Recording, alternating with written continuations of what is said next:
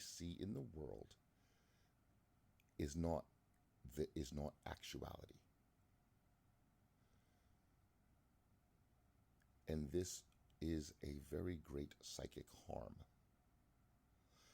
The idea that all men are predators or all women are, let's not even say, because if I say anything, I'm done. Or that all of one group can say something about all of it, or that there's not an apartheid going on in Israel. If we can't say those things, then observable reality is shot. Sure, you've heard that before. But here's the problem. Here's my question. What do we call those properly chromosomed,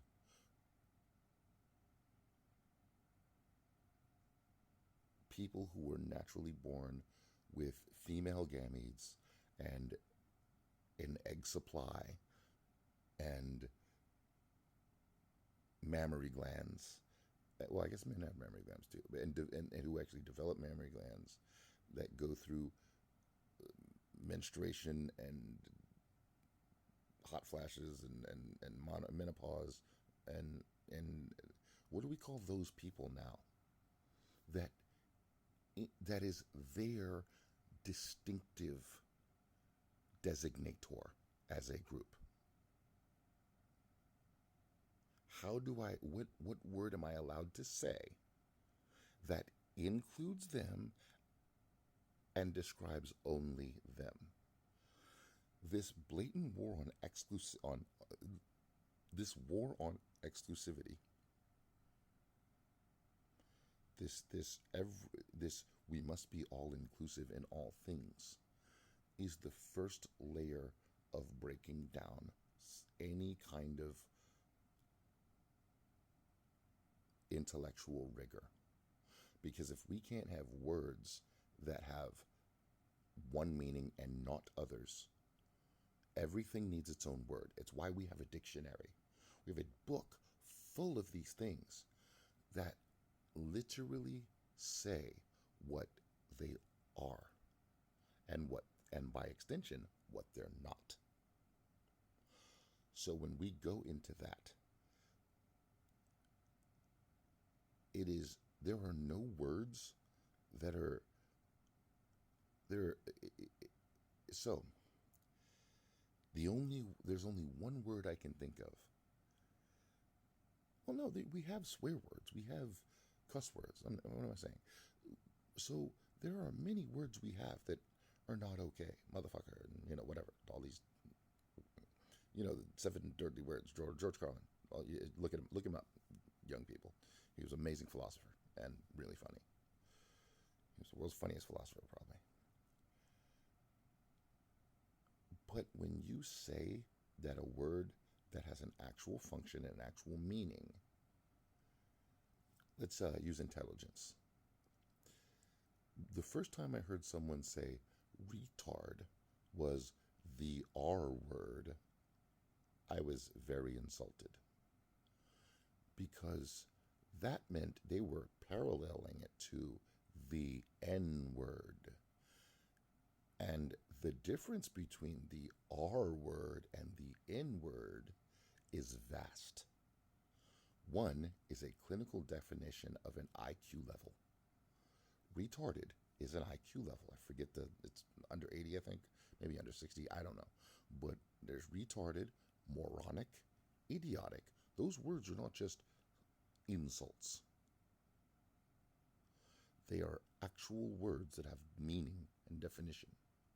Now, will some humans become mean and take this definition and call someone that does not fit into this definition to imply an insult? Yes, they will. But when you decide that the word can be used, what you're trying to do is say insults cannot be used. People will always find a new insult because whatever word you use to replace, when you tell someone they can't call you moron, that's offensive to the moronic. That's offensive to when you say retard, it's offensive to retards. Because, yes, there are retards. There are people of that IQ range. So they do exist. The retarded do exist. That's a fact. So the problem here is not whether or not the retarded do exist, but you saying that you can't use that word anymore just means that someone has to find a new word, and the second you define this with the word, then you think you're doing this, but you're actually doing this. You're actually doing nothing, really, because whatever new word you put in that place, that will become the new so-called insult. Do you understand? It's Chef from South Park and Flibberty Flobberty Flu. Look it up. The second you change it's just this game, and it's a distraction. It doesn't solve the problem. So what I must do is urge people to stop doing this. We can't call people homeless anymore. We must call them unhoused. You mean the people, the unhoused, homeless? It's the same thing. Homeless is not an insult. It has a bad connotation. Yes, it does. I was homeless. It's not good to be homeless. It should have a bad connotation. There are things with bad connotations because we need to understand when we need connotations for when things are bad, and connotations for when they're good, and for connotations when they're silly, and when they're stupid, and when they're funny, and when they're sad, and when they're happy. Those connotations exist, and the N-words pick them up because by definition they are talking about a sad thing or a bad thing. Trying to empathize all the bad away is not a thing. Well, it is. Trying is, but it's not a thing that you can succeed at. Sorry about. Yes, I'm trying to. Got to be intellectual and precise with my words.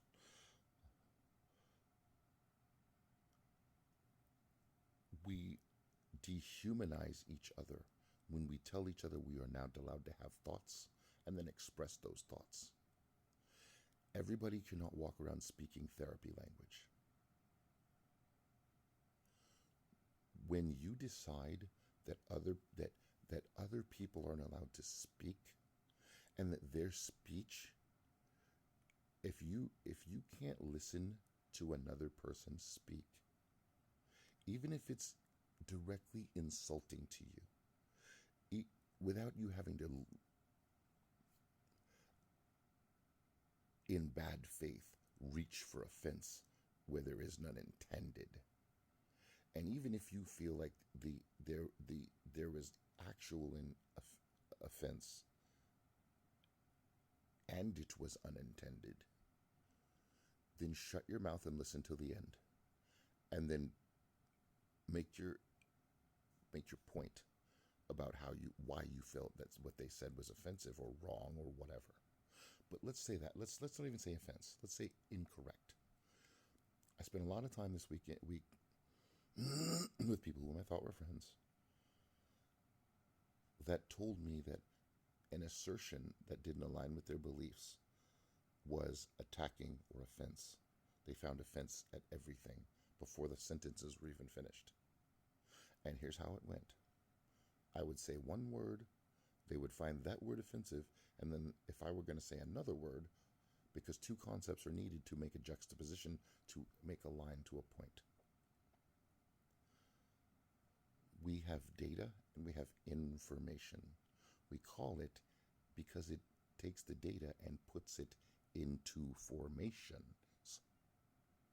So if you have a group of data, like a Pareto principle, you're going to see a big, something that looks like Saturn, if you look at it from the side. A bunch of groups of dots in the middle, and then your outliers. Everybody's seen this. You can have Venn diagrams that put data in formations. That's why we have charts and graphs and diagrams. It helps us visually understand things that we can cognate. So that those formations evolve, and data is not truth. Facts point to truths. Truth is the wisdom that we gain from understanding the narrative, the through line, through all the facts.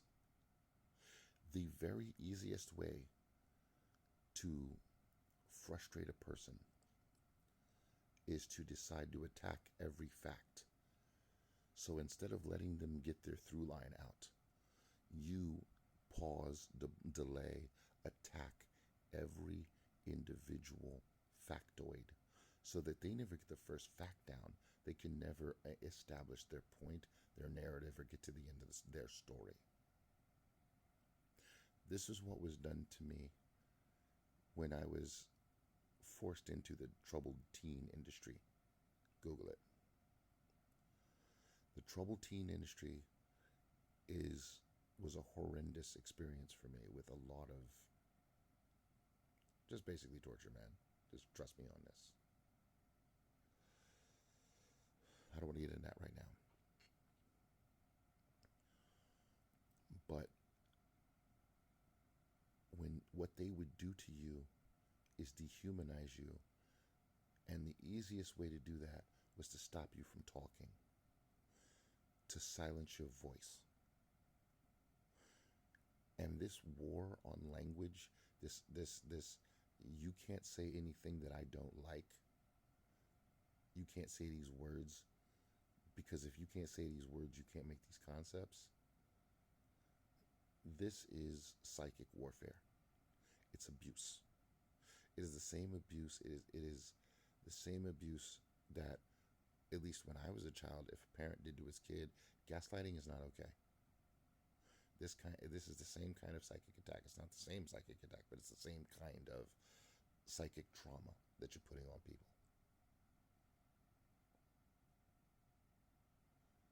What we need to do is get tougher, because if you can't hear something without being triggered so bad that you need the other person to shut up, if that's real, because I hear it a lot, but I will stack my trauma stack up against anybody's, and I can sit through anybody's voice. I would never silence another person's voice. But you better come correct. I will argue to death, but I will allow you to argue back. I will tell you to your face you're wrong. You have the facts incorrectly. You're aligned. Or that you're making the wrong interpretation of the data. You don't have the data in the right formation. Those two things will be said by me to you. You're fucking wrong. But if you reshuffle the deck or realign the chess pieces, and I go, oh, that's also a useful way of looking at things, a productive way of looking at things, then it becomes a matter of opinion. Now we have two productive avenues. Now, which one do you prefer? That's what is called an opinion. But you can't give an opinion on something you've never experienced. So just because you heard that women might be abused, if you've never been an abused woman, then don't speak. Don't take on this, because that's not an opinion. An opinion is an experience spoken on. You can't tell me how this plate of food tastes before you put it in your mouth. You can tell me how it smells, you can tell me how it looks, but you can't tell me it tastes good until you put it in your mouth. There might be way too much salt on it. There might be no salt at all. It might smell great, but it might taste like cardboard, bro. That's happened quite often in your life. So understand that when you think you're having an opinion, you're not. That is a prejudgment or prejudice. That's what that is. Thinking you know a thing that you have not experienced is a prejudice. Prejudicial. It is before judgment can be made. Now we're to judgments. Judge each other. Judge each other harshly but fairly. If you cannot be judged, if you think that you are beyond judgment, if you are the kind of person that says, that's judgy, you need therapy. Everyone judges everyone every day. You judge people in split seconds in your nervous system before you can have a conscious thought. And before you say, well, I would think this and I would think that, and I'm saying that's too late. By the time you say I, it's your judgment. Your assessment of the situation has happened by your nervous system and by your lizard brain. Your cerebral cortex, your I think the part of you that you think of as your will, is actually not your dominant system in your body. If you've ever been scared stiff or scared locked into frozen mode, the fight or flight reflex, but you can't move, deer in the headlights, that's your lizard brain taking over. And you're thinking things in your head, and you're thinking, I should move, blah, blah, blah, and you can't. And it takes a specific training to be able to override those things. And if you can't, you can't. So what I'm saying is, any person who claims that you don't get to speak because they can't hear it because of their trauma, whether they're conscious of it or cognitive or not, is being manipulative. Now, they might have good excuses. Their trauma might actually be real. But if you are a person who can't hear even a harsh truth about yourself, about whoever you think of as a victim, if you can't hear bad words about Israel or Ukraine or trans people, or if you're this person, or women, or maybe you can't hear the phrase, women don't have it as bad as they think they do, and your response is, you're evil, shut your mouth, as opposed to, why the hell would you think that, stupid? Tell me more. When somebody says something you disagree with, that should be your next phrase out of your mouth. Tell me more. The best conversationalists in this world are people who are good interviewers. And what they do is they talk just enough to give the other guy absolute confirmation that he's an asshole. I'm not quite sure you're a racist yet. Say more things and prove it to me. I'm not quite sure you're an idiot. Say so many things that I can make it obvious to everyone that you're dumb. The second a person starts trying to shut me up, I know I'm right. And I know they are afraid that I can put out that I'm right and lay it out for everyone in the room to know. Censorship in any form is an admission of either ignorance, lying, or guilt. It's an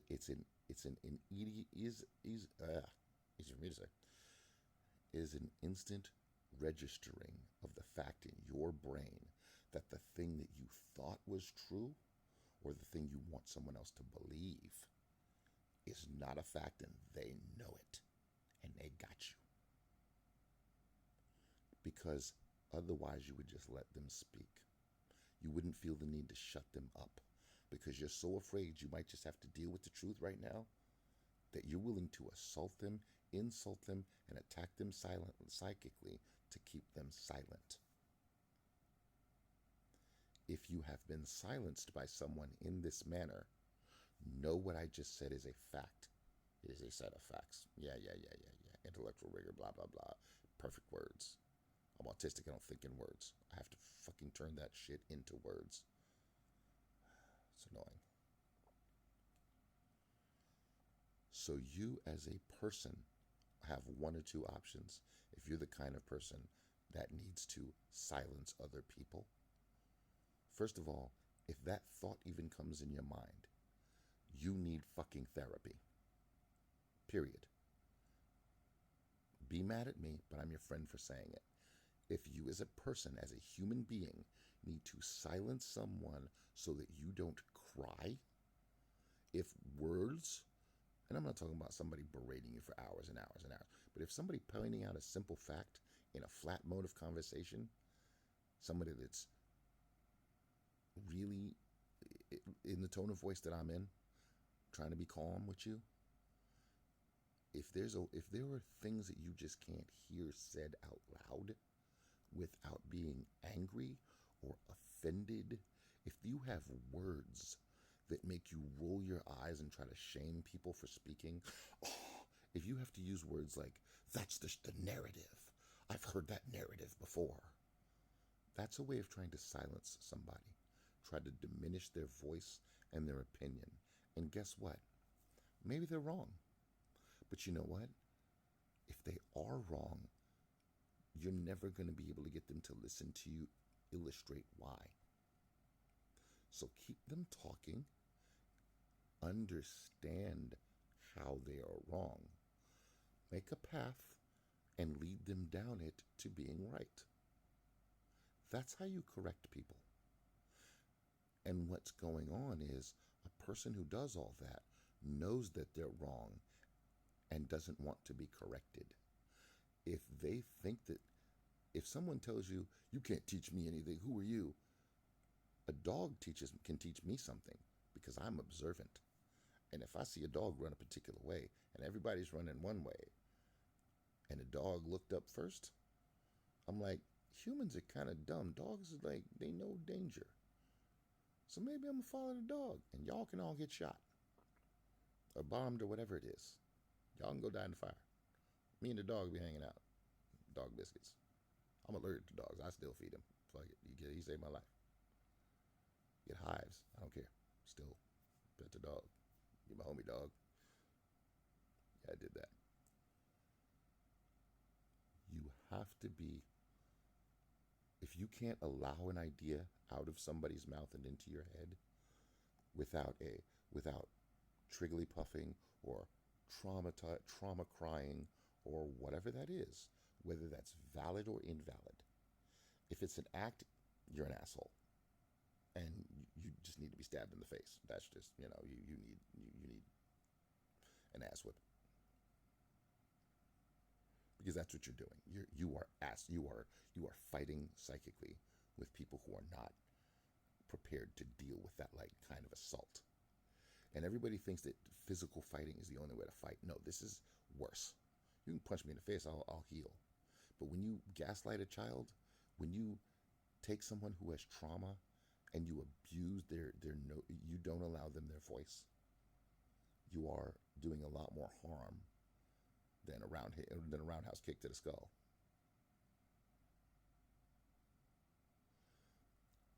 You need to understand that people need autonomy, need to feel heard, and need to feel connected.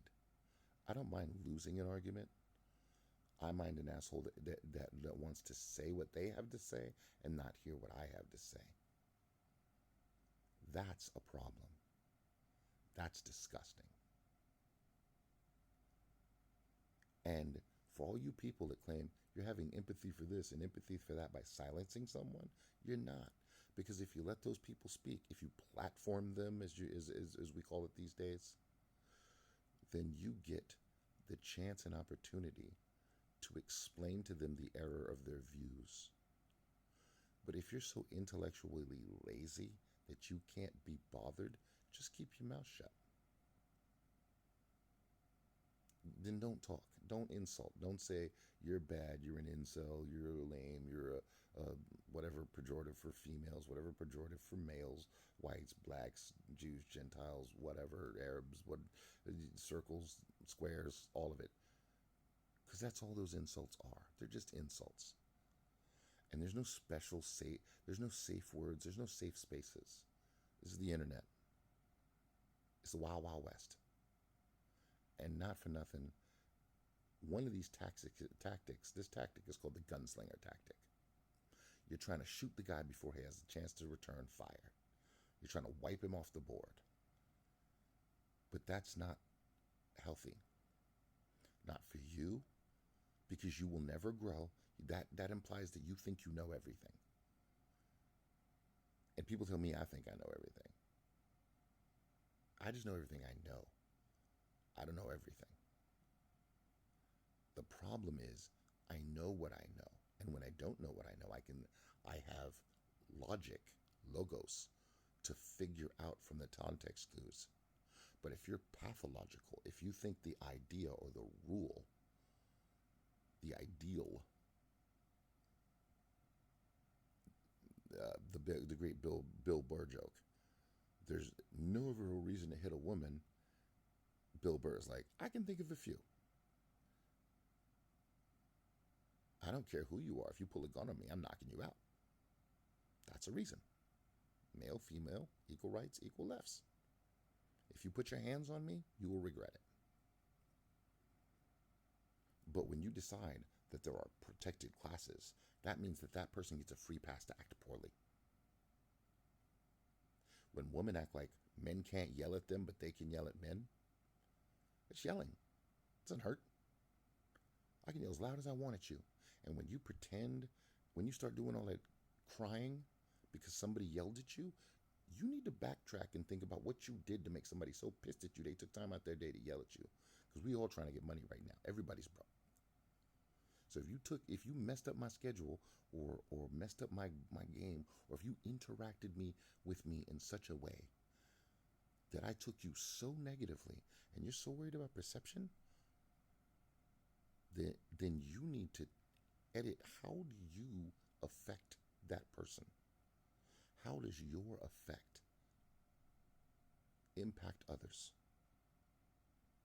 Because a lot of people think that if they just don't say the wrong word, if I don't swear, there's a lot of dudes I know that think that they're not swearing makes them a nice guy. And there's some of the most vile people, like church people who are just nasty.